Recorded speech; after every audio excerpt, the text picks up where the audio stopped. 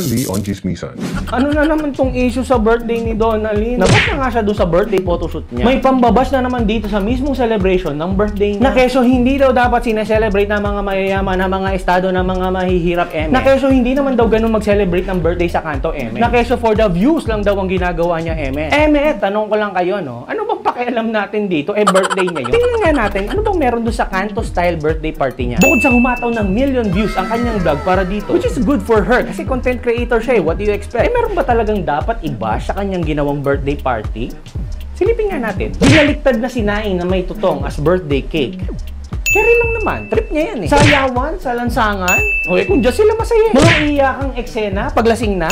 Ganun naman talaga Parlor games na may jackpot na... Shanghai ba yan? Ay, mata mo.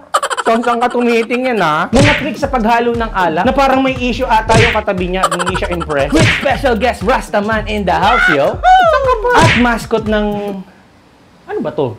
Mascot ng Jolly Jeep. With matching matang sumisilip. Alam mo, wala naman ako nakikitang dapat i-bash dito. Pero may question lang ako, no? Ganun ba talaga ka-passionate si Donalyn sa pagtatanggera? Parang gustong lunurin ng alak yung mga bisita niya, no? Happy birthday sa'yo, ma'am. Feeling close. At dun sa mga bumaba sa kanya, mga Mars, tigilan niyo na yan. Nagtatampo ba kayo kasi hindi kayo na-invite? Dapat gumaya na lang kayo dito sa mga marites na to. Waste lang yan Pero kung usapang kanto style birthday party lang naman, wala pa rin makakatalo dito.